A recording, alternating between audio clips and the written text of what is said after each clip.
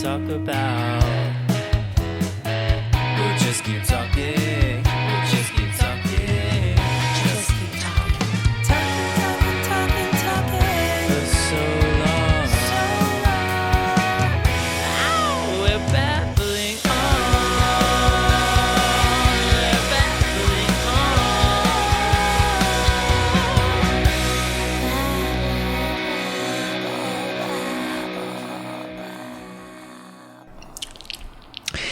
Hey.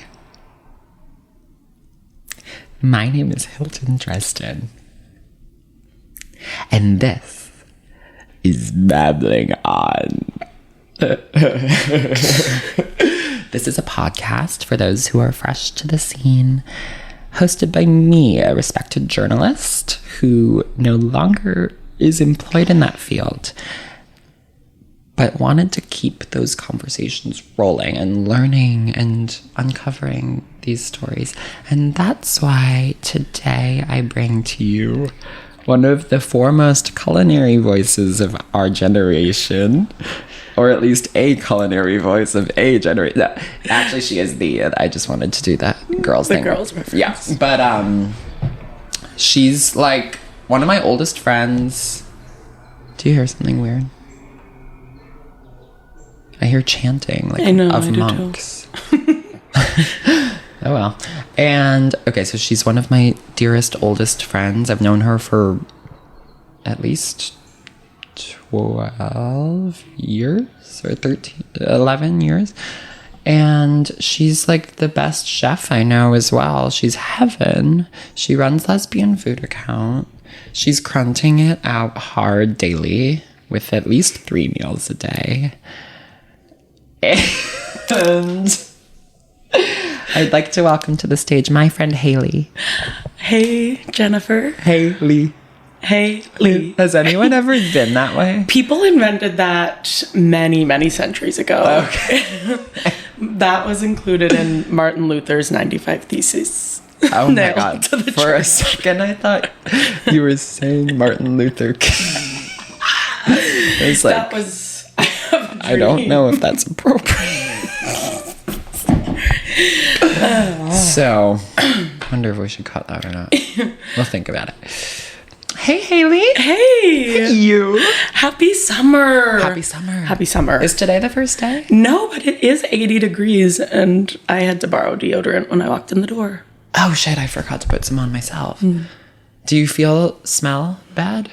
I don't smell bad from you.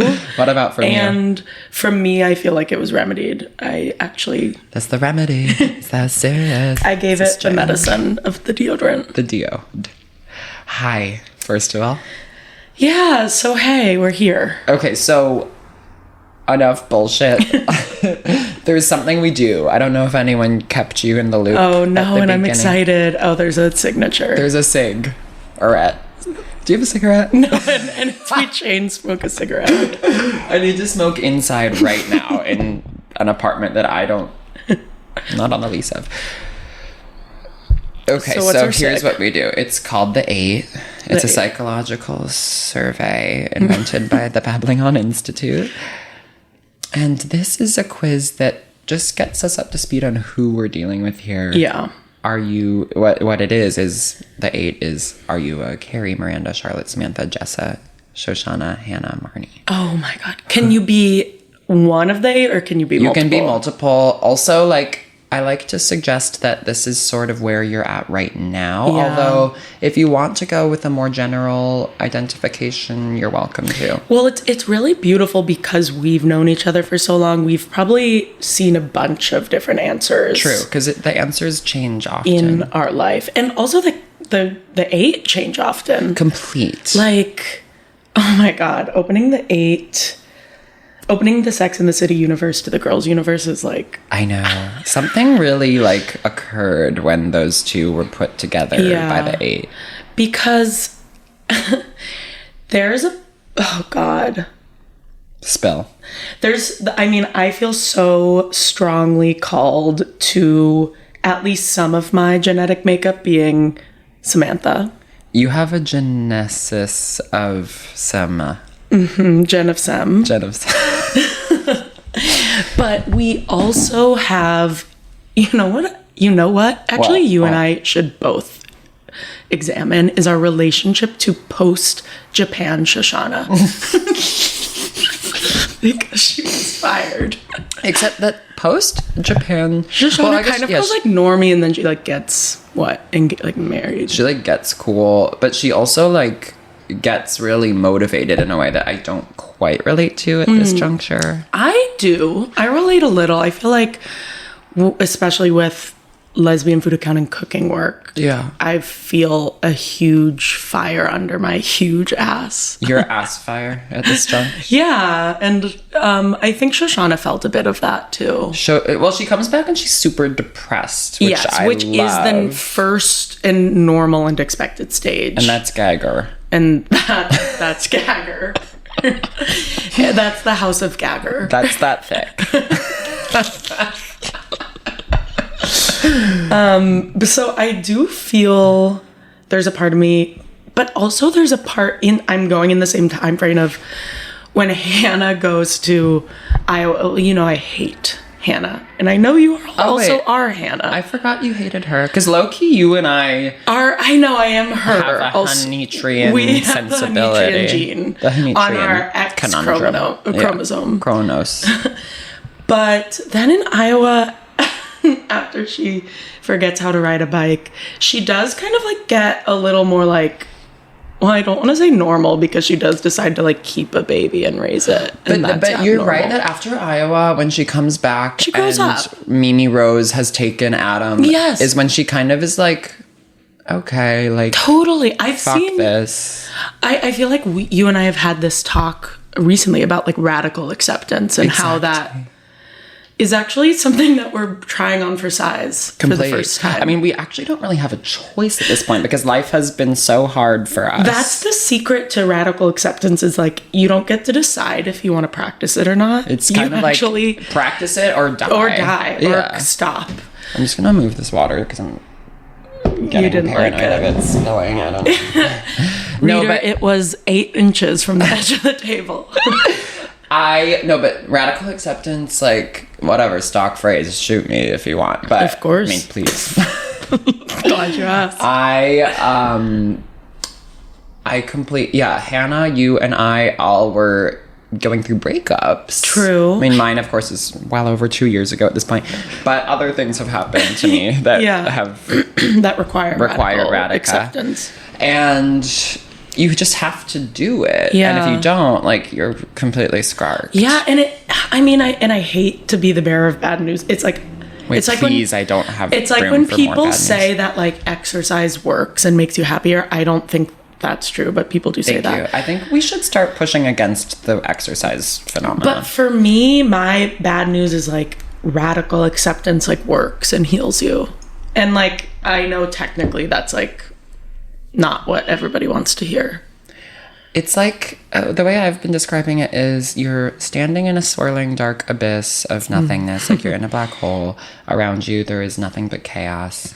And you can either, like, disintegrate, or you can just be like, okay, like, there it is. That's that thick. So there's this thick. You know that Nicki Look Minaj? at that horse. You know that? Yeah. You know. So there's this. You need to make that. I'm gonna make that. Deploy that. Deploying the deploying time. Okay, so with that out of the way, just to be clear, I'm right now feeling that I'm a Carrie, but in a sense you may not have seen coming, which is there's this one episode, I forget which one, that ends with her being like, and I was back into my old routine, eating greasy Chinese food, sleeping till noon, and feeling restless. And mainly what I'm picking out of there is the sleeping till noon thing. Like, I really have been struggling to wake up. So specifically, you relate to Carrie in that you're sleeping in. Yeah, exactly. And it's just like, I got a haircut that I hate. But I think looks good. Thank you. I feel like I look like a lesbian from 2 years ago. Which is hot, which in I many guess ways. Could be a worse thing. And so I'm just sleeping in right now in a way that I don't want to be, but I can't seem to stop. Like I basically snooze for 2 hours every day. No, and trust, I'm a snoozer and I'm not waking up. I can snooze. And actually, and that made me think of one single part about Samantha in the episode where she's being a lesbian and like all her partner wants to do is like take baths and talk, and she's like goes crazy and throws plates. Which one would you be, the bath or the plates? So I relate to Samantha right now because I'm like, I don't want to take baths. I want to fuck. Don't want to feel another time. Don't want to take another bath. And and that is actually the energy I'm carrying with me first and foremost, of like, I actually don't want to talk to you in any capacity, let alone barely, like, get to know you. No, complete. Although I am starting to think, like, it would be so nice to have a monogamous boyfriend and retreat from polite society and just be with him. Although in practice, that isn't something I want. I know. That's fun on a cold winter's night. Yeah. For one night only. Wait, I just remembered something I invented this morning. Do you want to hear it? Yeah. Okay, so just roll with it. Okay. Where is the tea? The tea. The tea. Where is the tea? The tea. The tea. That's what you invented this morning. Do you get it? It's like, Where is the Love by Black Eyed Peas. But instead of love, you're saying tea. Okay, and this is not a reflection of your melodic abilities. I just didn't quite pick it up at first. But now that you say it, I do completely. It just kind of came to me. Where is the tea? The tea. Like, if you're wondering where the tea is, you can say that. I just want... What's wrong with the world, mama? People living like they ain't got no mamas. Yeah. Okay, so Hayley. So let's do it. Let's do it. So, Hayley, my friend Hayley. Yes. What are you babbling on about today? I'll be babbling on about food. The culinary arts, the eating, the dining. All of it. The stratosphere of food. Mm-hmm. Food, glorious food. Hot chocolate. Is that from something else, or is that from Ice Age 2, The Meltdown? That is a really good question, but it is first from Oliver Twist. Food, glorious food. And it's like the orphans are like begging the factory master for food. Right. Quite... So the way I envision structuring the conversation around food is mostly ingredient centric, and we'll be bringing forth. But before we get to that, a few general questions. Okay. When do you remember, like, when you were like, oh, like, I care about food in a way, like, I mean, we all have to eat. Yeah. Some of us are more invested than, like, I guess basically someone once said, I forgot what this is from, but there was like this hypothetical where it's like, if you could eat a pill for a meal that just like satisfies your nutrition and hunger instead of eating a meal, would you? Or what am I trying to... Like, Julia Child was once like, there are people who eat to live and people who live to eat. And I'm only interested in talking to the latter group. So basically, obviously, you're in the latter group. Correct. When did you know that? So I feel really lucky to have been raised by people who love food, who were raised by people who love food. That, I think, is where it starts, like in the home.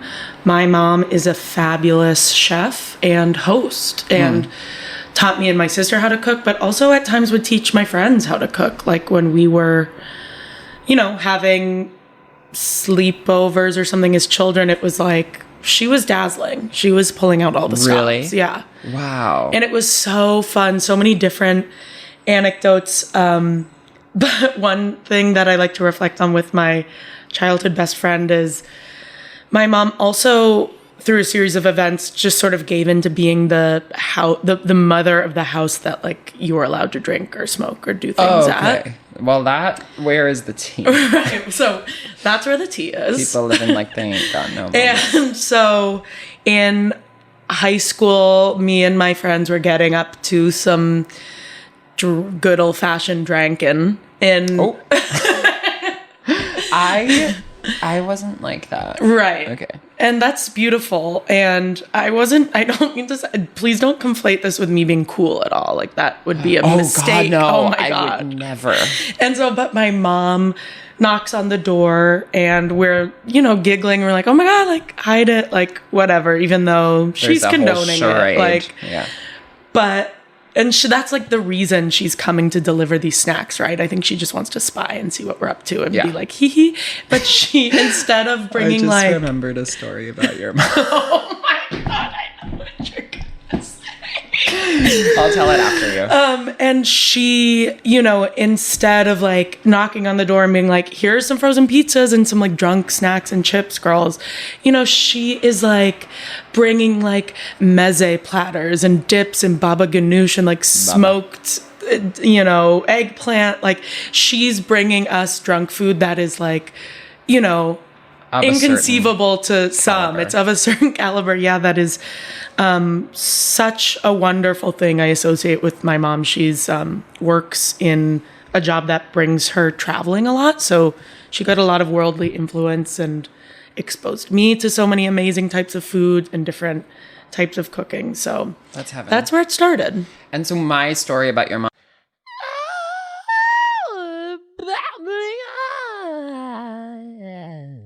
Okay, so my story about your mom, just super quick, is one time we were at your house. my like parents' house. Your parents' house. And like my friend, our mutual friend and I were like going into the guest room to go to sleep, and it was pitch black, and we were opening the covers to get in bed, and I was like, oh, are the dogs in here? Like, I think I can see like a shape in the dark. And then I pulled back the covers, and all of a sudden... start to get in the bed. Like, I have one leg in, and all of a sudden... your mom, like, bolts up in bed. She was in there, and she goes... and we were like, oh my God, and our friend and I... We ran out, like, so fast and didn't go back in there. We slept on the couch. I mean, because there's so many questions. It's like... Why was she in there? Why was she in there? Not only why was she in there on, like... any context, but in a day that you're like hosting a lot of people and know you have a lot of guests in your house. Not to mention she was sleeping with the dogs. Right. Like, so there's a lot of questions that will continue to go unanswered. Anyway. But she's a fabulous chef and host. So she's a fabulous and loves chef. to entertain. So that's kind of your roots. So before we start the ingredient thing, I just have a few questions. Like, basically, like, I would love to live to eat, but I am always like scrabbling. Like today I had a slice of cheese microwaved on a tortilla and I'm like, okay, could be a lot worse. And I had some Cheerios. Where is the tea?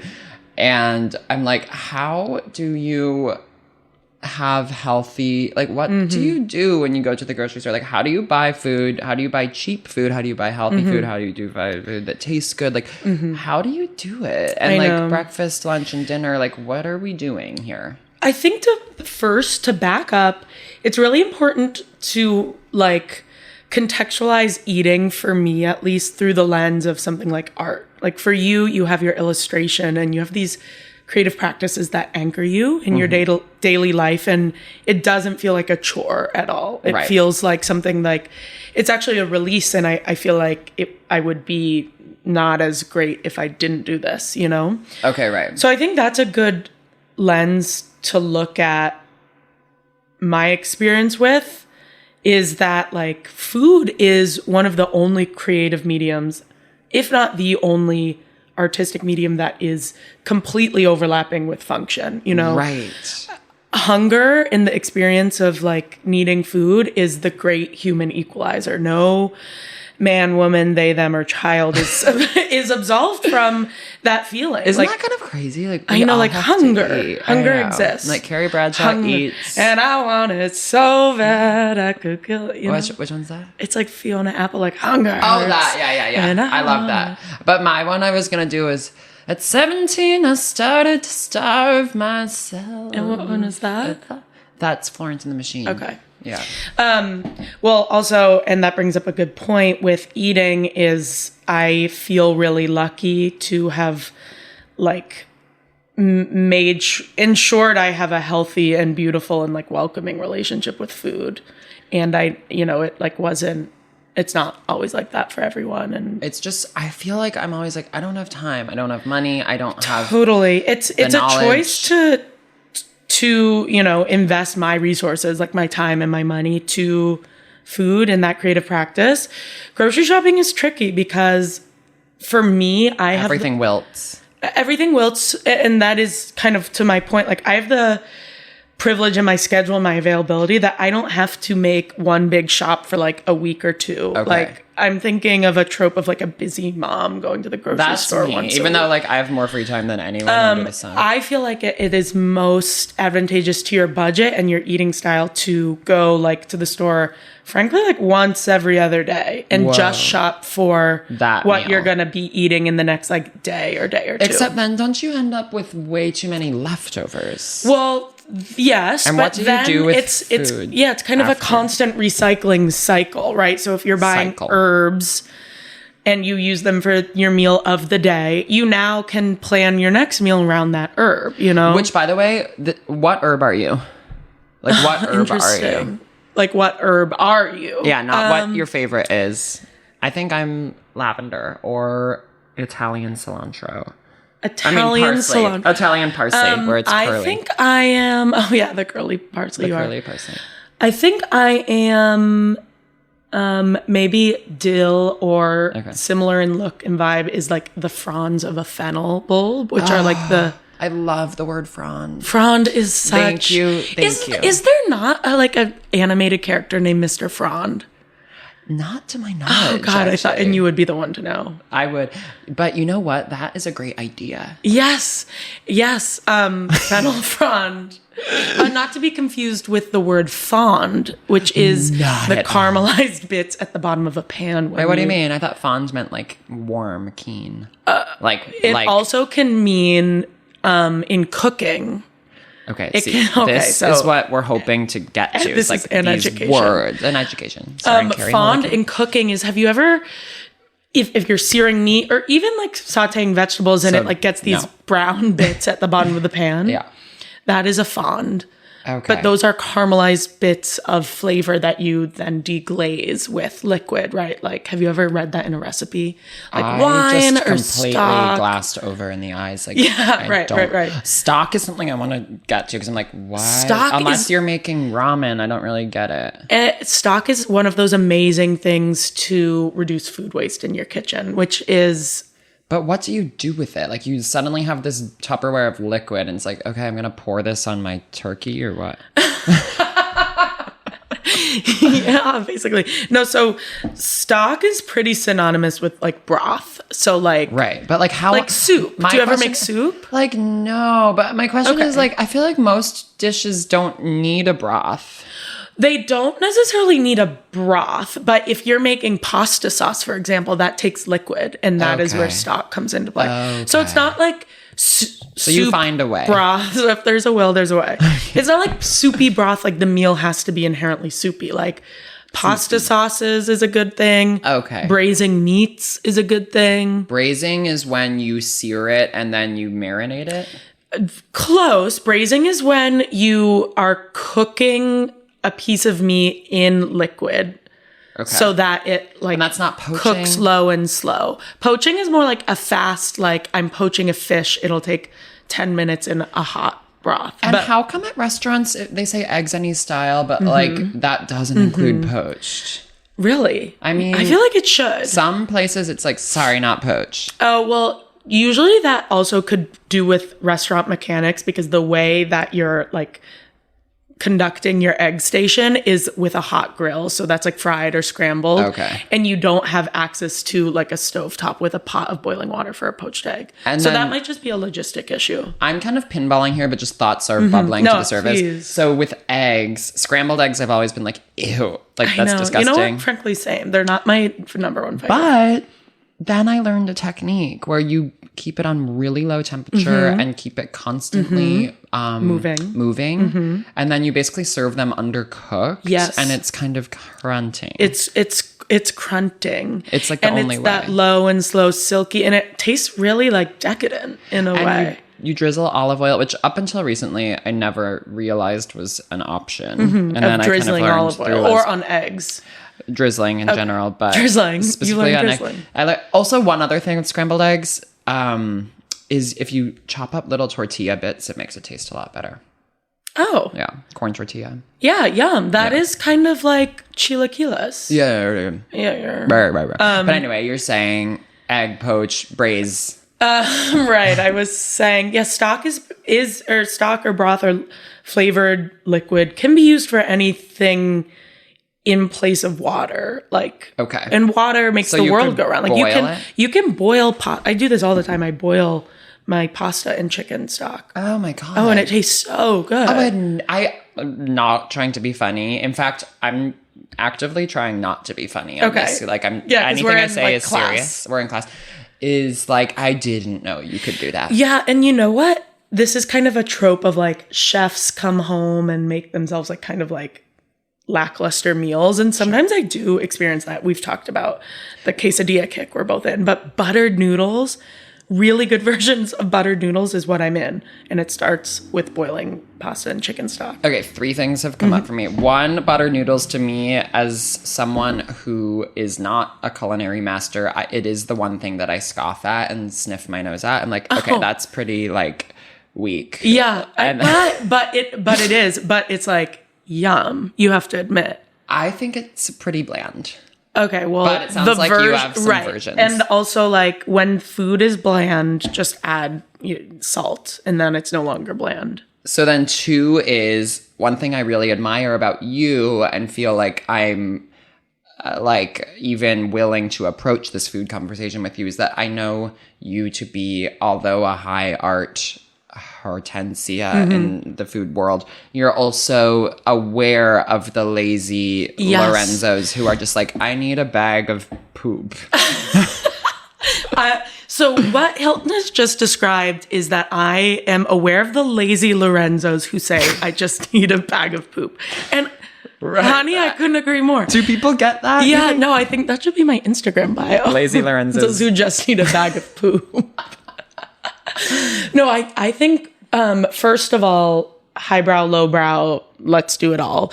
But I think that is my thoughts, and I would go as far as saying philosophy with food, is that it cannot be prohibitive from like a high barrier of entry. It can't be too fancy. It can't feel unapproachable. And to talk about those things, you also have to talk about the lazy Lorenzos who just need a bag of poop. And both mediums are very valid. And I think it's really frustrating in any subject when people make you feel like snobby and has to have this like, it's like when I'm like, I'm reading Anna Karenina. And it's like, okay, well, I was going to read GQ. Right. I was going to read Granta Shots in Men's Health, turkey burgers. Yeah, I remember. Wait, I want to talk. Okay, but Babbling On. There was one, I want to circle back to the Granta Shots Men's Health because that will be kind of my point of entry into the high arts. Yes. But one other thing I wanted to say was quesadilla culture. Quesadilla. Because we had this conversation and I found it to be quite riveting. Because basically I texted our mutual friend Nick the other day and I was like, what can I eat? Like, what can I buy at the grocery store? And he was like, you can make quesadillas. And so ever since then, I've been eating quesadillas for every meal, basically. And quesadillas are amazing. And I think this is and we've talked about this, a great way to practice very light versions of meal prep. And I say elevation. In quotes. And elevation, of course. First of all, getting a good tortilla is epic. Sometimes not always in the budget, but shoplift. Oh, okay. I wanted to get to this because, like, how do you afford to shop? And we need. I know. What? Oh, you know what? We're here. Like, how do you shoplift? Like, what can a girl do? Here's the thing. With corporations who are owned by nasty people, a la Whole Foods, because it's owned by Amazon. In charge of any grocery stores at this juncture? Not that I know of, but okay. I'm sure we're on the precipice of grocery. And they do basically own my body because of a paid study. Right. Oh shit, I have to cut that because I signed an NDA. Okay. So with places that I do not feel guilt about, there are many instances where I am keeping items in my tote and not putting them forth to the self-checkout. So you're walking in with the tote, putting things at the bottom. Yeah, well, I think it's common, specifically in New York, to shop instead of a basket in your tote bag because unlike any other cities, most people aren't grocery shopping with cars. So you have to gauge in real time how much you can carry home. So that's why people are shopping with tote bags, because it's like, what's my limit of what I can fit and manage to carry on the train? Okay, right. So stores don't love it, but it is pretty common in New York. I've seen signs saying like, you can't do that. And I see signs too, and I'm like... But I've never seen it enforced. But I actually have seen people get caught stealing at, not at Whole Foods, but at like smaller grocery stores. I actually saw a guy have a heart attack. It was really... sad. Oh, well, I wouldn't steal from a small grocery store and definitely never steal from a business that would like affect them. Yeah. You know? No, it's Whole Foods. It's Whole Foods. Yeah. It's and, Whole Foods. And I think it's for things that I want to have a really nice version of. Okay. Yeah, that is nice olive oil. Olive oil is one, but really tortillas is a great example because I also love the Mission brand. It does the job. I like the corn tortilla of Mission. I actually swear by it. I make my quesadillas to quickly give you a setup and punchline. I'm corn. I'm not flour. I just prefer the taste, but also gluten garls, which I'm not. Right, which you're not, of course. Not flour. So I'm taking corn tortilla, I'm slathering some canned refried beans and then a slice of cheddar cheese, another tortilla, microwave for a minute. That's been, I would say, 2 of 3 meals a day what I eat. So I think what would be really great for the can of refried beans is great. I mean, I will often make my own refried beans, but I recognize it's like a process that... Wait, really? Oh, like boil and soak... because onion. It's pretty cheap, right, to get dry beans, and you can soak and then boil in, say it with me, stock. And then the soaking process, I kind of don't soaking gag meaning like literally putting them in a bowl with water for overnight. How long? Overnight. And then you boil them? And then you boil them for like an hour or 2. Okay. And then you mash them with a fork. And then you masturbate. And then you masturbate and jerk off into them or around them. And then you get that salty. And then that's that thick. So refried beans great. I think what you should do is, and I think you already do this, you transfer them to a Tupperware. Yep. I do that. Because otherwise you get that tin. Because I learned the hard way. If you leave it in the can, you get that like tinny, a crumbly... the tin sort of oxidizes. Yeah. So then I think what you should do in that Tupperware is season the beans. With nutmeg? No, that's wrong. Because nutmeg is like a... Nutmeg's not like... wrong, but it wouldn't be my first fighter. I would do like cumin, smoked paprika, regular paprika. I love cumin. You could put hot sauce in it. You could get a can of diced green chilies. They sell them in the same section they sell the refried beans in. Cans, by the way, are fantastic. Cans. Although can openers, don't get me started because they don't work. They're so nasty. And then sometimes cans, especially of refried beans and or tuna, do make me feel like I'm opening like a cat food. No, it looks and smells like cat food. But that's okay. Sometimes with the can opener, it doesn't work and you have to stab the can with a knife and you get little fragments of metal in the food and then you eat that. And then it's bad. So in that way, cans don't work. But when cans work, it's great. So you basically, put like some green chilies, put your favorite hot sauce, do your spices. That is great. And salt. I find that beans. So that's another thing I learned beans from are you starch. is like everything we're adding salt. Basically, the rule of good cooking, salt early, salt often, salt every step and layer of cooking. Meaning, but won't you get too salty then? No, but I mean, trial and error. Don't like go crazy with salt. Do just like gentle additions of salt. And is it also pepper or no? You could pepper. Pepper is more like a flavor that you're adding. Salt is bringing out the flavor of whatever you're cooking. So salt is like cornerstone. Salt is mother god. Salt is like the spine of cooking. And because and salt, you know, salt in meat is also the key, the only way. Salt in pasta water, the key, the only way. That part.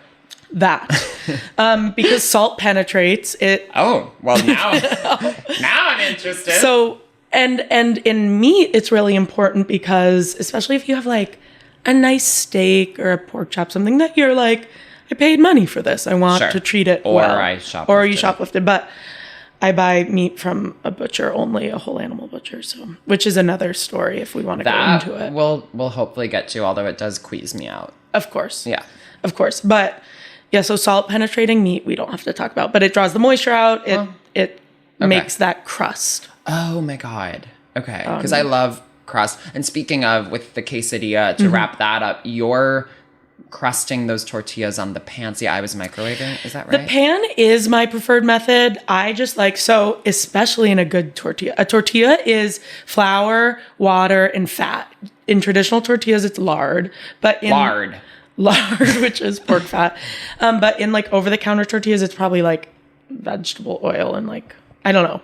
Regardless, when you heat that up, that is releasing the fat that is in the tortilla. So it has a really good surface area to brown in the pan. Okay. And I had no idea tortillas had lard in them. So you're not vegetarian if you're eating a tortilla? Well, then like Mission brand tortillas probably are like vegetable oil or like margarine. But like traditional homemade flour tortillas. Okay. That are the most delicious for me. Have animal fat. Yeah.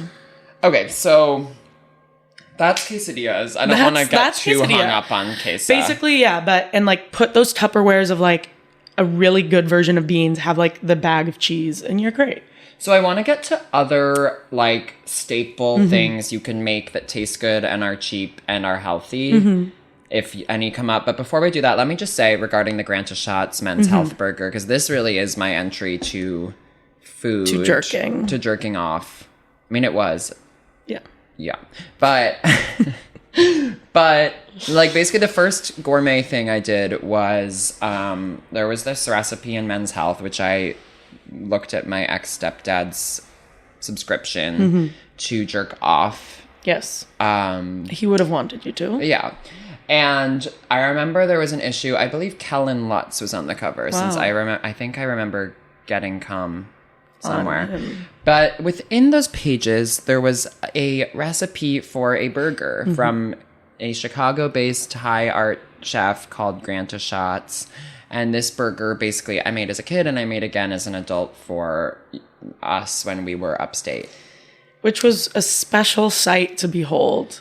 Yeah. Because they were delicious, but you were on mushrooms in a thong and heels. Yes. Really in it with And since there were 8 of us, I had multiplied the recipe. And so I was like chopping a mound of bacon and like handling ground turkey bacon. Yeah, we went turkey because at the time it was like no red meat, which Okja, like I want to go veg. Of course, I'm not going to, but it's tea-ful. Yeah, which is why you could get meat at a butcher instead of... And that's more like... what's it called? Yeah, mitigates guilt. I mean, it's better for the environment. It's better for the animal. But because when it's that farm, that industrial farm, it's totally. Like, this is evil. The meat industrial complex is like not of God and should be the reason we are like ended as a human race. And pigs and cows are more human than we are. Like, I just feel that's tea. Yeah, I feel that's the tea a bit. But so yeah, basically a whole animal butcher humanely raises it, not in like, I mean, like the way chickens are treated is insane. Like Purdue and Tyson. I kind of had to just in my mind be like, chickens don't really matter their feelings. But now that I'm saying it out loud. Big chicken, Comfort Hilton Sterling dress. Well, wait, big chicken. Isn't there like a big chicken out there? Do you know what I'm saying? Like genetically, like they got really big. I mean, I think that the industry pumps chicken breasts with such growth hormones that they are so top heavy that they cannot stand up because they're I know a thing or two about that. Why am I doing that? Like, what? No, but they like in their like freaky thing, they like basically like are face down in dirt because they can't stand up because now I'm interested. Sorry, I have to stop. Elton does not face want down in dirt though sounds heaven. Animals. Well, I'm gonna push back at that a little. There are dogs I'm attracted to. I'd never act on it though. Yes. Because the muscular ones, like I know you're into that. I'm with you in that. I celebrate you. I celebrate you. But as a lesbian, I don't think I'm attracted to female dogs. Is really? that okay to say? That feels like something a lesbian could theoretically get unless into. It was like a really muscular dykey dog. That's what I'm talking about. God. Like you get it. Like, queen out with me. No, maybe it could be hot. But never. So meat is like freaking scary. Okay. Okja is really an underrated film. The other thing about meat is I think like I believe in that, like, if you eat meat, you are, like, absorbing the energy of that animal. Like, you're eating it in a way that can be good, but in a way that can be bad. Like, if you're eating freaky meat, if you're taking on that slaughtered energy, technically. Okay. So would you ever go veg? That being said, no. But I would, like, go to, like, I live a pretty, like, what I do is definitely more extreme. For my meat intake, I also like eat junk food and eat fast food, and this is just in my home. But what I would do, and you're not gonna like this, I would get into like butchery, bestiality. I would get into like killing them myself because it's like I feel like that's the responsibility. Well, there's a certain meat element. I feel like someone does this in Game of Thrones. Mm-hmm. Like there's like this soldier who like slits the throat of the guy and is like goodbye. Yeah, it's like honorable, but. Also, I kind of feel like, doesn't it make sense that, like, me and, like, butchering animals? I actually like that. I think you should incorporate murder into your day today. Like, that would kind of be... It kind of does make sense. Look at that horse. Look at that horse. Look at that horse. What is that again? That's in Renaissance? I think that's Sweet Honey Buckin. Oh, okay, right. Okay, questions here arrive. Well, one thing to wrap up the Granta Schatz burger, it has this Gruyere baked in or grilled into the patty. Mm-hmm. It has all this fat, and then it has a caramelized apple and this like sort of mayo relish caper sauce slathered on top. It's heaven, which leads me to where do I take the combo? Because I want to go with like what can we eat for breakfast, lunch, and dinner? And then I also want to go ingredient, which maybe we start there. Like, if you have one you want to highlight, I could start by suggesting, like, apple. Okay. What can we do there? I mean, Granta Schatz, you can caramelize it. You can caramelize apple and go sweet or savory. Like, which for example... me, it's savory over sweet. Yes, always. Like, I love pork and apples together. Okay. Amazing. Like...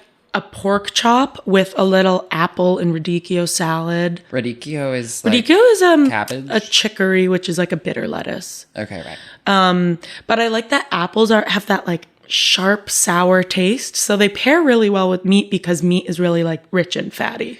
Although so it's all about balance. I don't like cranberry sauce at Thanksgiving. I do in moderation. Okay. But I like, this is where I like homemade over canned. Okay. Oh, so you're going to push back against canning. And I think a lot of people and chefs especially make a big case for like canned, good old fashioned glooped onto the plate. But for me, I just like the idea of it lasting through the nuclear wars. With cans. Is that a thing? I thought that was tea. Oh, I didn't know that was that. Because in The Road by Cormac McCarthy, have you read it? They're like canning it out hard.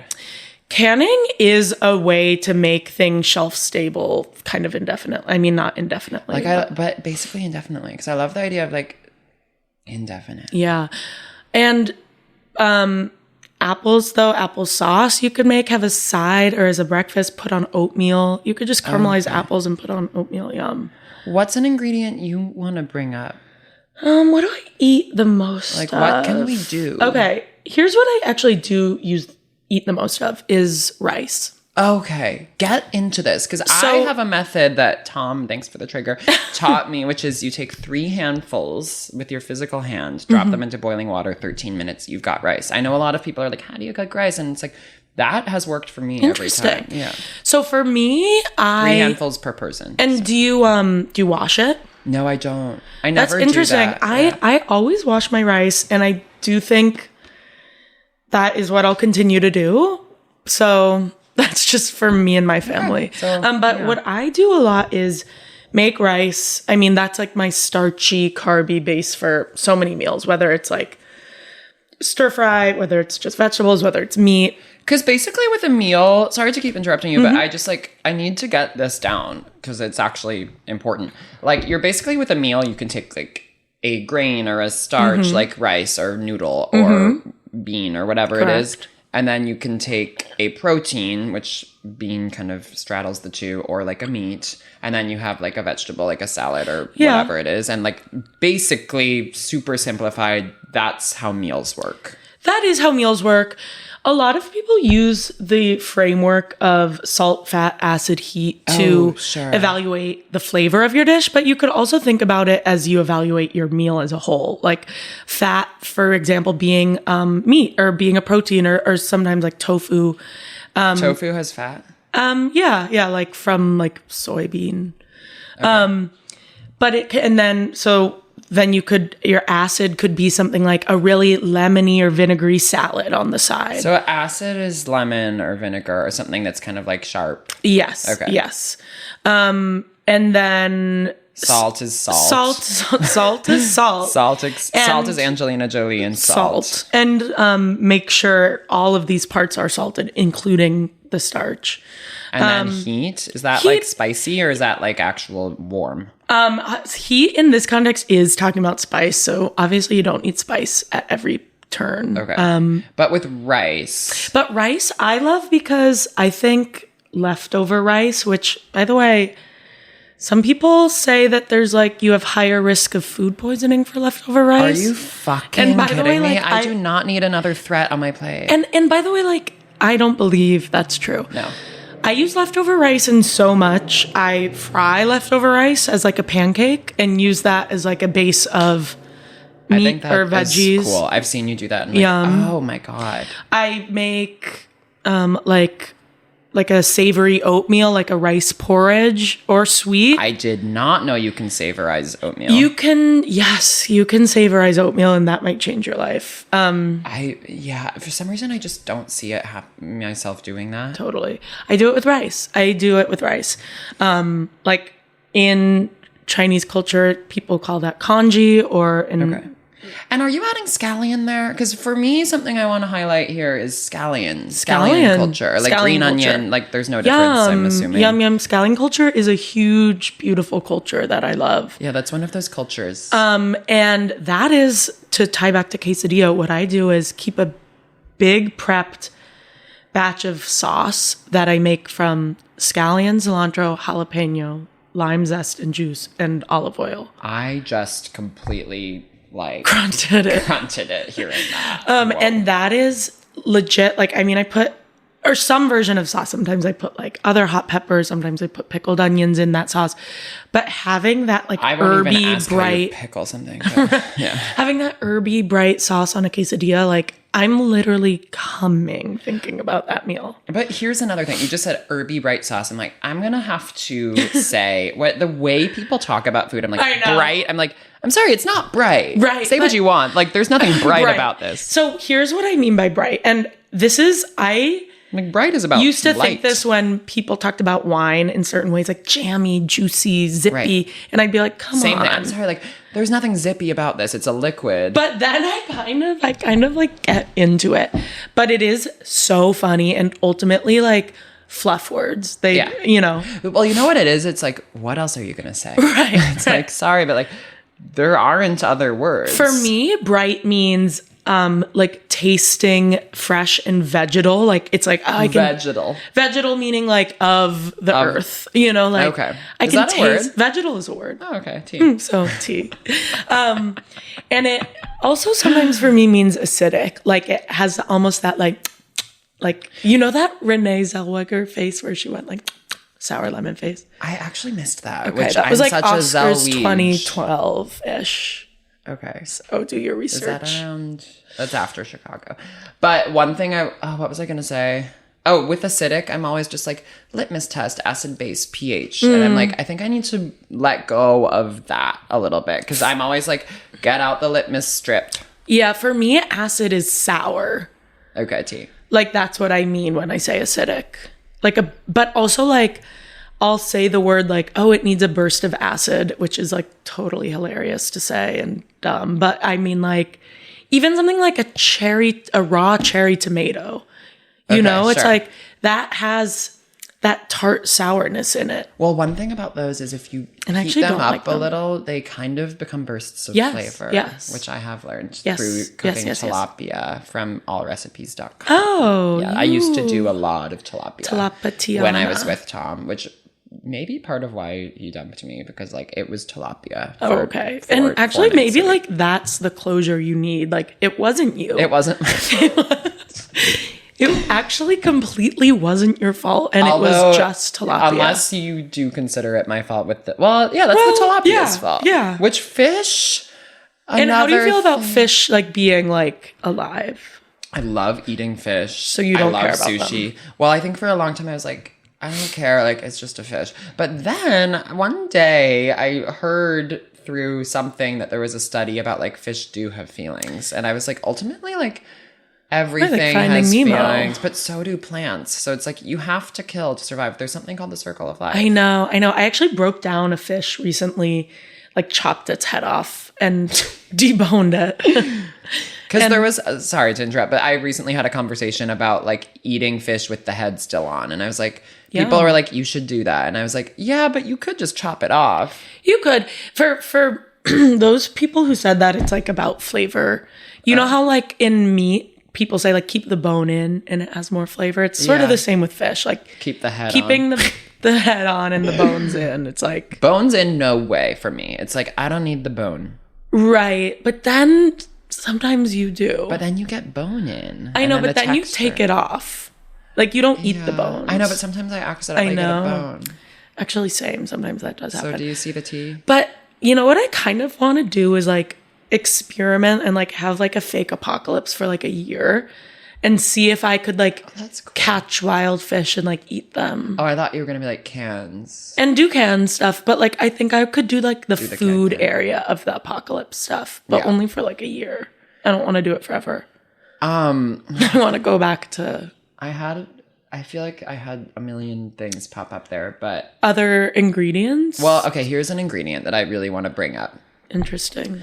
It's called a can of tuna. Oh, it's a tuna can. It's tuna in a can. And it's sometimes called mermaid of the sea or whatever. Mm-hmm. I just dealt with this. I did tuna recently. Let's both talk our recent tunas and then let's open the floor for you to highlight how we can best elevate this ingredient. So I've been using tortillas as bread lately because I don't have any bread.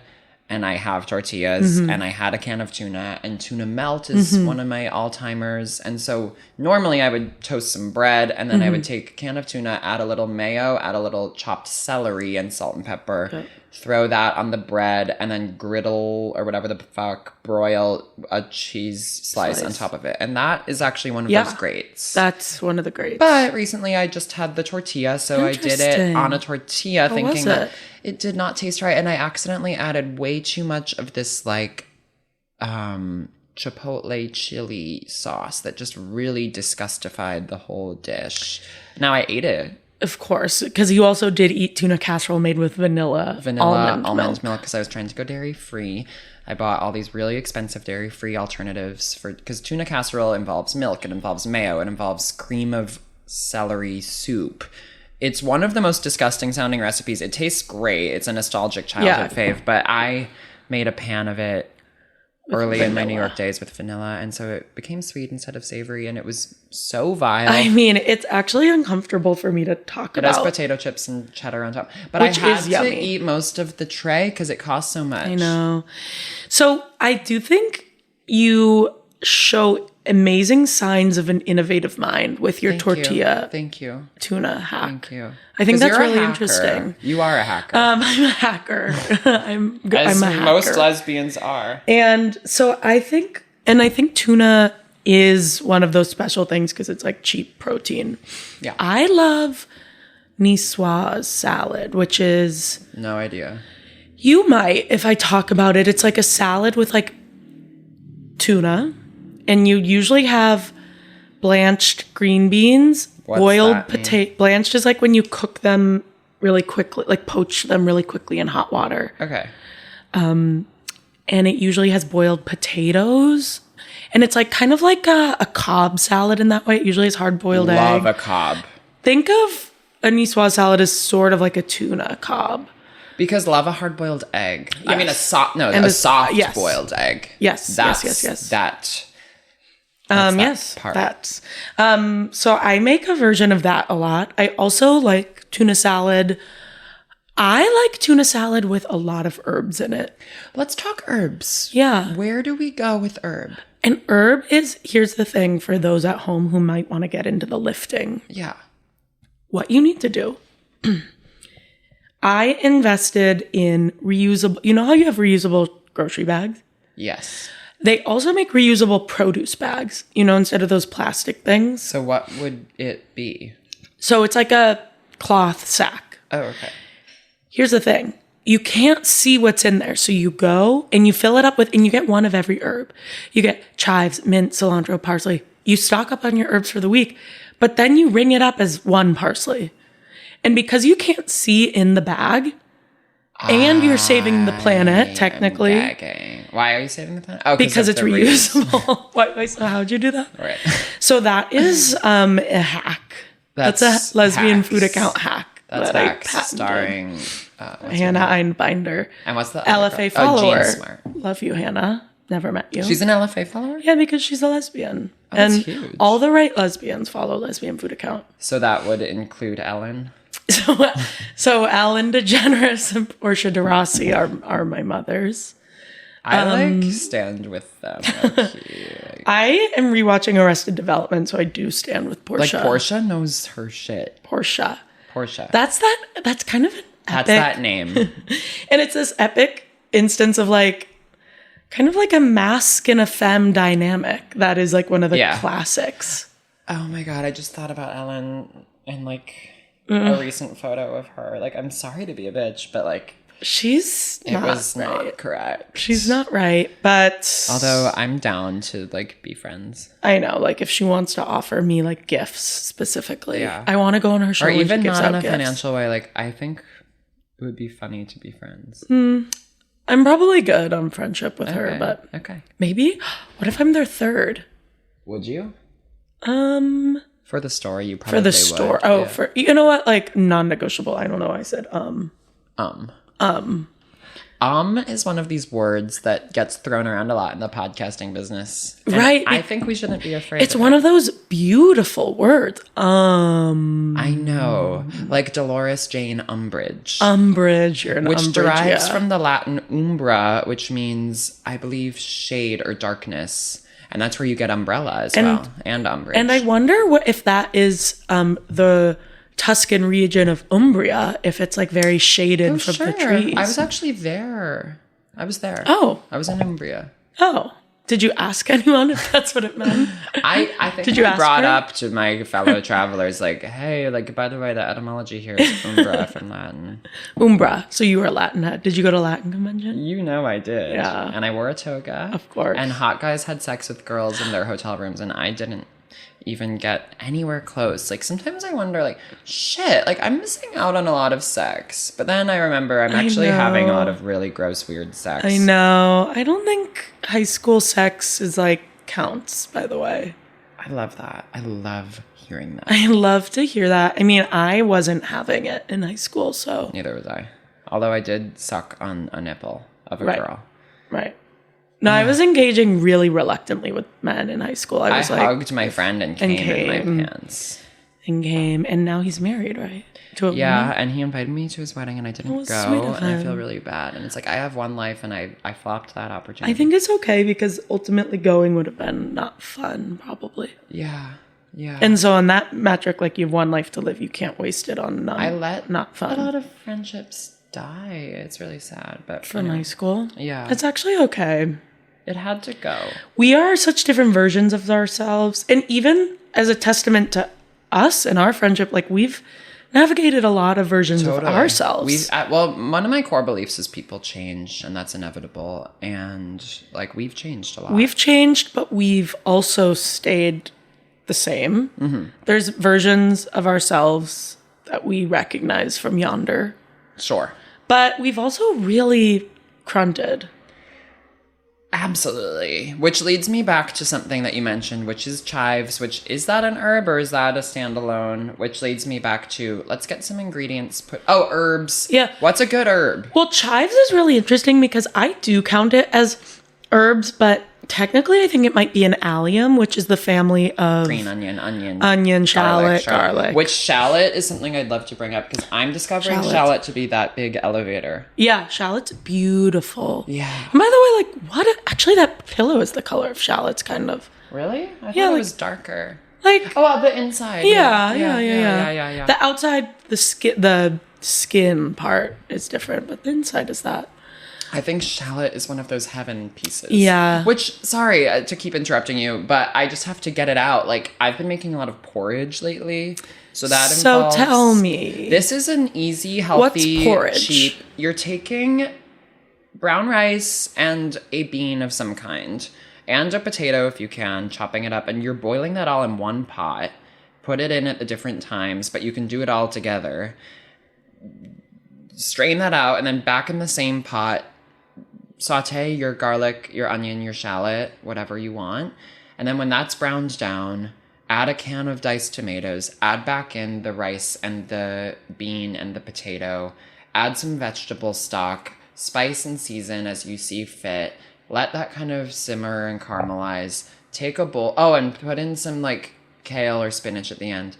Take all that, put it in a bowl, top with sour cream, herbs, salt, pepper, and olive oil. And you have like a delicious, cheap, easy, one pot, whatever other good things meal. Yeah, no, I'm totally gagged hearing you say this because A, you're using vegetable stock, so that's tea. Ding, ding, ding. You just found a use that for it. That is Earl Grey tea. And B, the way that rice is the savory base, like that might help you understand savory oatmeal in a way. Like, you can do that with any grain. You could do it with like barley or pearled couscous, which my dad almost named my sister Barley. Oh, barley. I somehow was laboring under the impression that oats were like coated in sugar or cinnamon. No, unless you buy like the packets that are like flavored. No, but plain oatmeal is just like an oat. That's like those dinosaur egg oatmeals are so good. I know, those actually are. But anyway, you were saying. But no, the plain grain is just plain Jane. Jane of plain grain. Plain Jane, the drag queen, of course. Do you have another ingredient you were hoping to cover? What else do I eat a lot I mean, like, of? Maybe a good way into that is, like, what can we eat for breakfast? What can we eat for lunch? What can we eat for dinner? Mm-hmm. We've kind of covered quesadillas can be good. Obviously, a sandwich can be good. A sandwich. And you know what? Truthfully, a salad can be good. How, though? I know. So what you need is a lot of different textures and flavors. Okay. And you have to expand the aperture of what you think a salad could be. Thank you, aperture. Like, a salad can be a vessel for anything, like any leftovers. Like, you can put like rice and grains in salad. You can put I did eggs not know that. On a salad. You can put tuna. And what should you put? I usually like, so I have to have some things that are crunchy. So like that usually is like celery. Celery is cucumbers. Cunting. I love celery. And it's so satisfying to chop too because it's like easy and it's like And 2 things on celery. Be careful of the strings if you chew it too much. Yeah. And I choked on that once. And be also wary of those who are like, you burn more calories than you get. Like, that whole thing, like, go cry me a river. Oh, yeah. No, celery for me is just my mouth's pleasure to like have something really crunchy. And then one more thing is ants on a log. Ants on a fucking log. They haven't made something that good since they invented that. They haven't done it like that. I'm going to open a restaurant that just sells that. Wait, that's cute. Like in a restaurant called Ants on a Log. Ants on a Log, but it's actually you just get celery, peanut butter, and raisins. Or chocolate chips. Now we're cooking it. And by the way, almond butter and chocolate chips on celery. Didn't know about that. God, I'm feeling like a fucking idiot. No, you can make anything exist, basically. That I did not know. That I did not know. Oh, I did not know that. Do you recognize that from The Favorite? No. Oh, I did not know that. Oh, I need to rewatch actually. Olivia Colman. Yeah, Olive Colman. I love her. She's telepathically fabulous. You should babble with her. I would love to. Hopefully one day we reach that level. But anyway, salad, how do you do it? Yeah, so you have to have crunchy things. You have to have things that are like really like actually that I want to eat. So for example, usually that's meat. For or me, that's it's chickpeas. Hearts of palm, yum. I love that. Do you ever do crunchy, crispy chickpeas? Yeah, Like roasted in the oven. I guess I do know more about cooking than I let on, but that's, epic beyond is crispy chickpeas, of course. Yes. And keep those around, put them on salad, put them on a top of soup as a crouton. Oh, that part I wasn't thinking of. That lemon on top of the porridge too, lemon juice. Oh, so it's interesting you call it porridge. I call it porridge. Because to me, porridge is like oatmeal, right? Or can it just mean any kind of soupy of Oliver thing? Twist. I'm thinking of something that's not quite soup because it's really at this point, it's not liquid, but it's sludgy. Is it more like risotto texture? Yes. Yeah. Yes, that's exactly what we're looking at here. And it tastes good. And I'll make you some soon. Yeah. It's kukala. And it's cool when like things taste good and they're cheap. Salad, I want to get to a really big thing, which is dressing. Which you taught me a big hack, which was Dijon with olive oil and some salt, pepper. Yes. Whisked. Dijon which is acid because it's like. There we go. Yeah. Can you do 2 acids at once, like lemon too? Absolutely. Okay. And you can do basically anything. I feel like I usually am doing tahini in my dressings. What is that? Tahini is sesame seed paste. Sure. So like, you know how when you grind peanuts, you get peanut butter? I actually didn't know that you're grinding them. I kind of thought you were like emulsifying. You're grinding them to a point of emulsification. You're grinding them so much that their oils start to release and that they're becoming that like thick pasty. Becoming. Yeah, they're becoming. I was just going to say peanut butter is top 5 ingredients of all time. Peanut butter. Which this is what it needs to be. Okay, it's like your top 5 and ingredients. by the way, peanut butter, here's what I do, Hilton. Okay. Don't call me crazy. I eat a lot. I eat a lot of peanut butter noodles. Okay. You know what? I would have called you crazy about a year ago, but I started going to Kings County Imperial and I started learning about. So here's what I do. Shit. Here's what I do all the time. Take a dry ramen packet. So you just take the noodles, throw out the seasoning. Whoa, but isn't that a waste of money? Yeah, but ramen technically is like $2. Like that, like $2 for 8 packets. Like, could you buy like a bag of just the noodle dried? You could, and I do that, or I buy fresh too. Like at Asian grocery stores, they have like fresh noodles. And or you could use a box of pasta in theory, but I do. No, the noodle needs to be thin. I know. If we're gonna peanut. I know. I do peanut butter, soy sauce, rice vinegar, ginger, garlic. And then I usually it's scallion, cilantro, like chopped peanuts, sesame seeds. By the way, the 2 schools of thought of either you're in cilantro or out of cilantro. I think the non-cilantros need to go to electroshock. to fix it because it's I not know, okay. I know. And we have some near and dears in our life. Oh, we do? I think. I honestly don't tell me who because it makes Okay. me really like lose respect. You're kidding. Also, it's, I mean, that one's a little more like,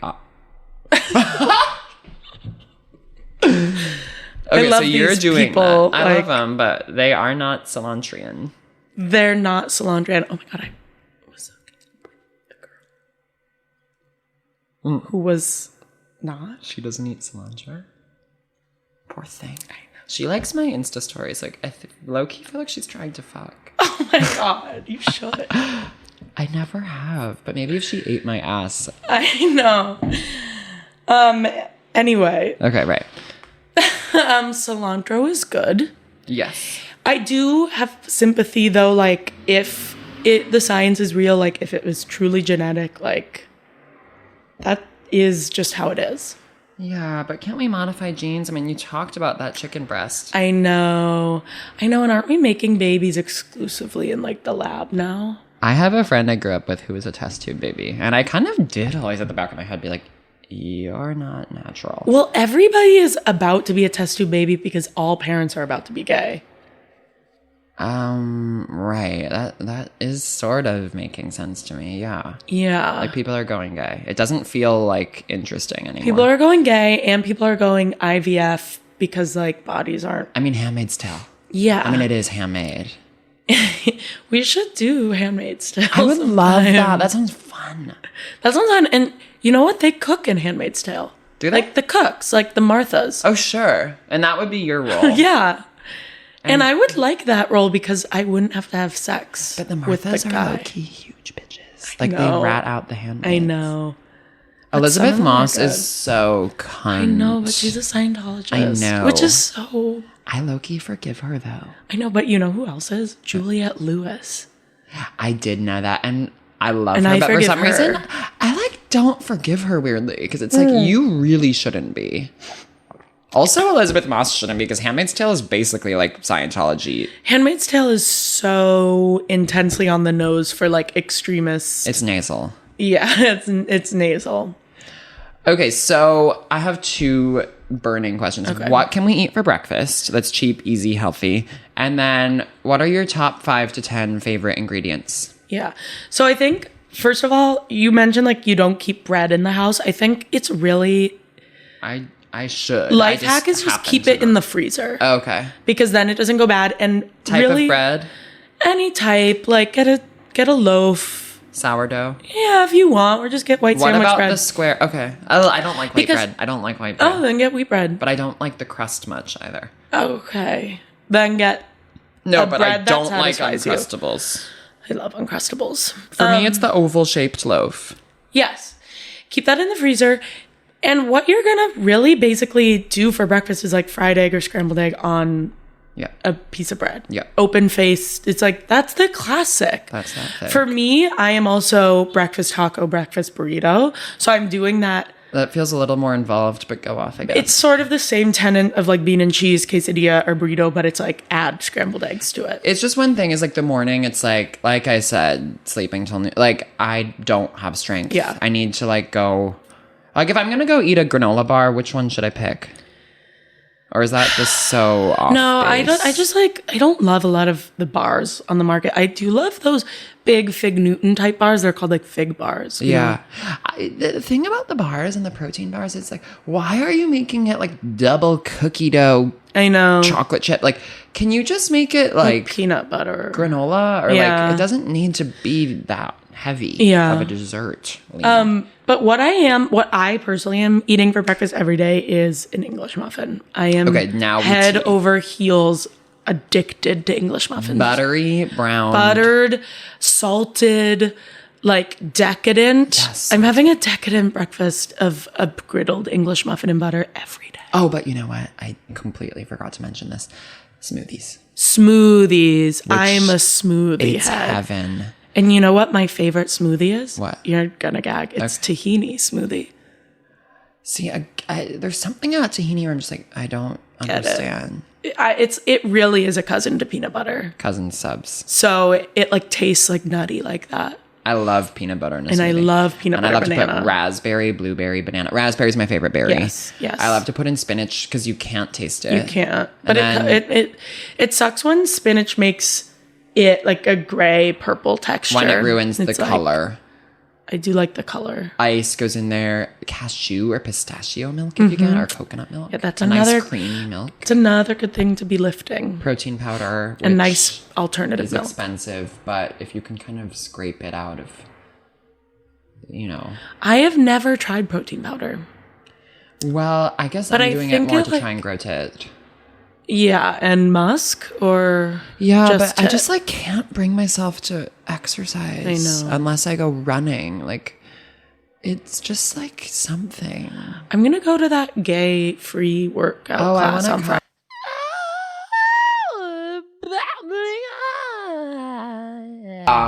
Okay, so breakfast, Breakfast lunch, is and like- gin and juice. Yeah, it's like either a smoothie, it's egg on toast, it's a griddled English muffin, or it's a breakfast burrito or taco. That all feels pretty obvious. Like, Mm-hmm. people know what to do there. Lunch, it's like salad, it's quesadilla. Sandwich, It's we could offer leftovers. some hacks on. Yeah, and by the way, also like I know meal prepping. Like for me, meal prepping is a bit gross because I'm like, I don't really get what that means. Like, you chop up some carrots. well, so I think usually it's like you cook a whole thing and then you put it in your fridge and then you reheat it throughout the Okay, week. I guess I do that with porridge. But for me, I like meal prepping in the sense of like getting things chopped and ready so that like all I have to do is what I call playing the video game of cooking. Once all fast car, with lemonade. and once all the prep is done, which in cooking is called your mise en place, once That that is done, it's That. just like smooth sailing in a video game. It is just truly like playing and stirring. Like Like a line cook. once the work is done of the idea, the chopping, the cleaning, and like, yeah. Okay, so then for a sandwich, obviously we're gonna want a cheese, a meat, a bread, maybe a lettuce. What can we do to elevate You that? can also do, if you don't want to meat, sometimes I don't want to meat early in the day. Sure. Like I don't want to meat till dinner. Sure.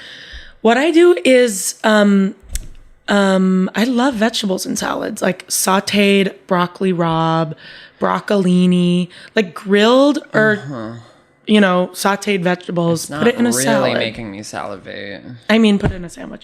I know, but it's good. Like, it's good. Okay, I'll just say grilled cheese, mayo on both sides. Mayo on both You're sides. gonna get that thick. Yeah. Mayo on both sides, grilled And cheese, tomato soup. I One feel of like those greats. that. Except then I just dump the rest of the tomato soup. It's only for dipping. Right. It's only for dipping. With a sandwich, I feel like a way to elevate is a browning method and also like a nice horseradishy spicy sauce. Yeah, I think a sauce is the way to elevate any a meal. dipping or an on this. I think on, but yeah. then also dip.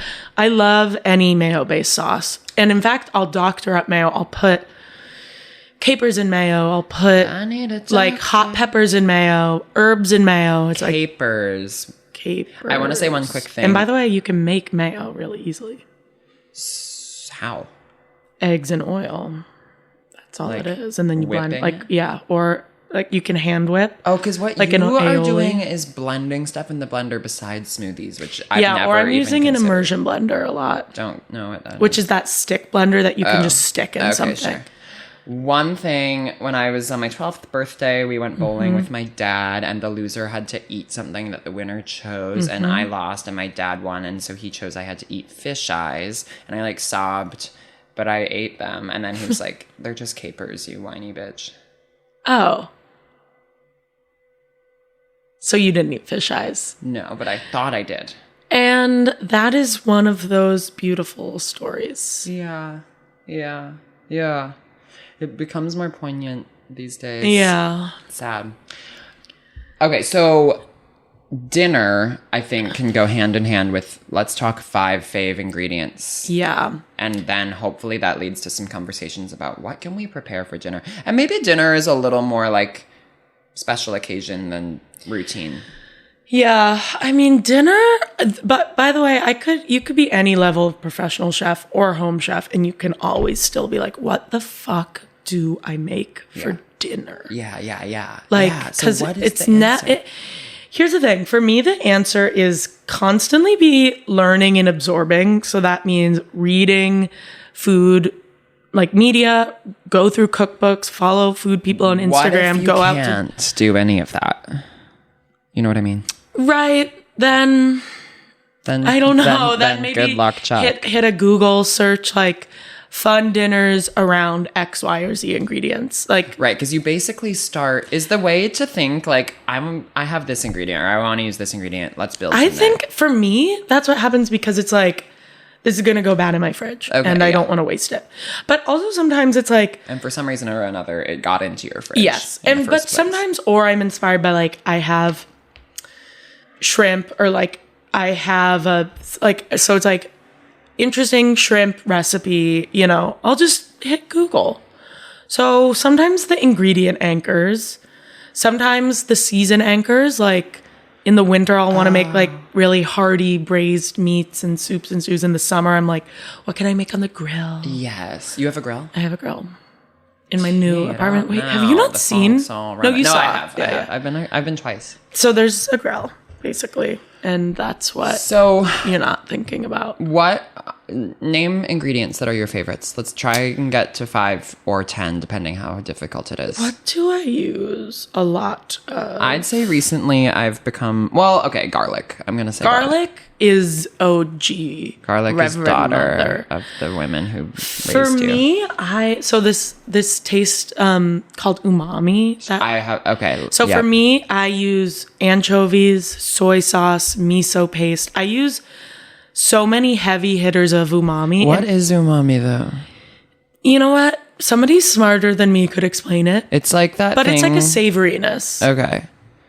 And it's when your mind kind of percolates. Yeah, there's like science behind it. Yeah.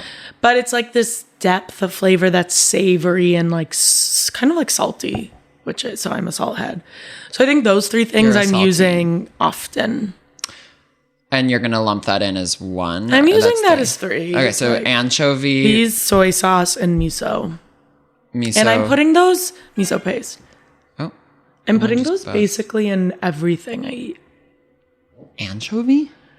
Isn't that like a little fish or is that an artichoke? It is a little fish, but one or the other, not all 3 in everything. I'm putting one of those top 3 ingredients in anything I cook. Not to be a huge con, but when you tap the table, I'm hearing it on the thing.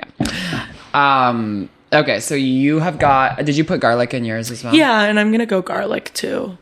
And I'm going to go rice in my 5 because I eat so much rice. I want to do, this is low key, but I want to do heart of palm.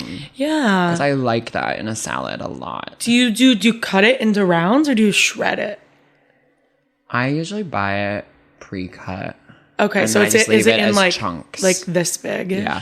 I don't know if that would really be in my 5, but it's just something I want to highlight. Of course. Raspberry is my favorite berry. Raspberry is beautiful fruit. Yeah. But I don't really use it in cooking. I more eat it on its own.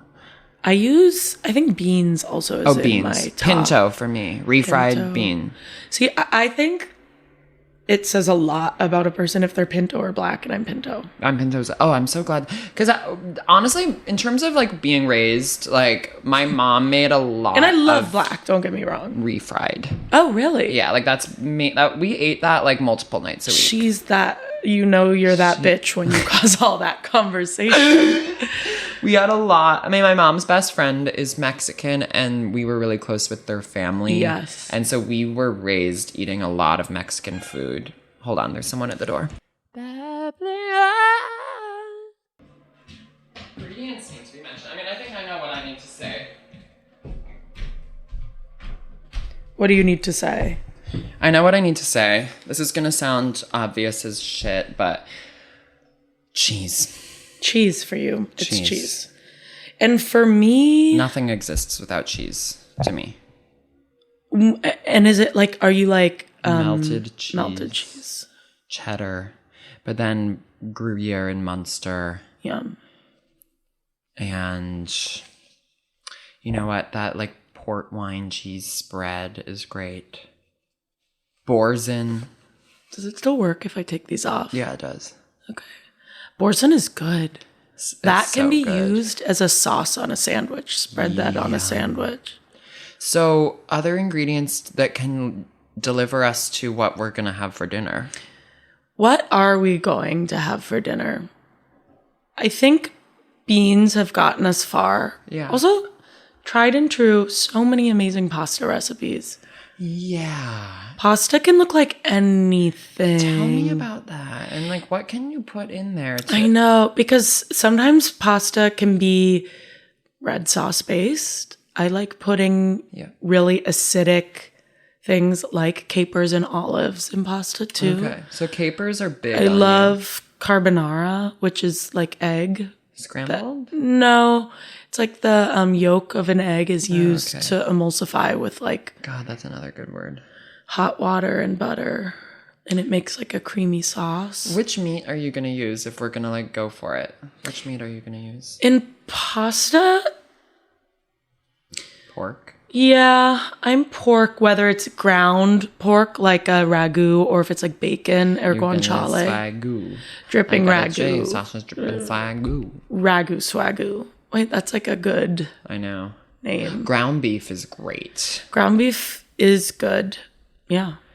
Other ingredients we should highlight before we move into the closing arguments of this podcast. Like, are there other things that people can hack it out with to like bring? I would say hacking it out with all veggie scraps kept in a bag in your freezer so that you can make vegetable stock. Okay, so again, we're back to stock. And because, like you said at the beginning of the podcast, I don't know why I'd ever use stock. And then you mentioned you use it for your porridge. Yeah. So it's like one of those things where it's like, it actually is really good to have around. Like, you can either make a soup and have the liquid exist, or you can use it to kind of like Enhance the flavor. too, because like vegetable stock in your porridge is like a step above. You like technically you could use water, but vegetable stock makes it better tasting. Yeah, so those little details really do add up then. Yeah, Or and is it's a way it saves you money because you're not buying vegetable stock at the store. If you are making your own stock. Oh my God. It's saving you money. I did not think of that. Okay, so closing thing on this podcast that we do is revisit the 8. Have you changed? Oh, wow. And in this closing quiz, we expand it to include the 5, which is obviously Nicole Reese. And we also expand it to include like the other number, which is like Che Diaz. You're giving Che closing remarks. Wait, why am I Che? You know that scene where like Che kind of is like going through it and like is like smoking a lot of weed with like the kid. I'm feeling like Hannah because I'm just like missing deadlines and stuff. And then I'm also feeling like Shosh post Japan when she's just like depressed. I am also, oh God, I basically never feel like Marnie, so I was trying to relate in any way, shape, or form and can't. Marnie is more present than you might think. Like, really? Yeah, in the world, I mean. Oh, yeah. And in also the world. In all of us. I've been Marning for coal. Really? Yeah, like I was doing a mining for coal reference. Not I thought you were like performing Marnie for our friend Cole. No, not for our friend Cole. I mean like I was saying like Marning for coal. I'm not in the Marns. You're not in the I'm not in the coal Marns. But you know who I am and who exists in all of us more than we think, and we would be so honored is Charlotte. We'd be so honored. You've been charcuterie for a little bit because now. Charlotte is actually the most like down for anything. She girl. Rims. Yeah, and she tries to be a lesbian, and she dresses butch for a day. Which is so tea. Which is so tea. Which is so you. Which is so me. And then I ultimately get married and adopt a child. Okay, so we have to run to the park. Like, I know. Goodbye. Love you, Babbles. Babblers, it was heaven. Nothing short of. Nothing short. Thanks for teeing it out. And good day. And good night. I want to talk about. We'll just keep talking. We'll just keep talking. Just keep talking. Talking. For so long.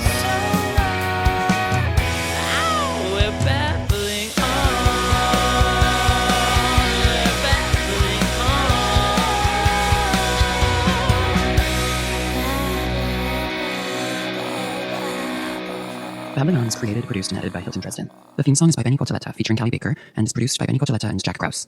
The artwork is by Hilton Dresden. Audio consultation from Kenzie Woodrow and Dallas Seeker. Special thanks to Alec Cohen, Natalie Rotter-Waitman, Molly Montgomery, Nick Krause, and to everyone who has subscribed to Babbling On the Substack and refused to shut the fuck up.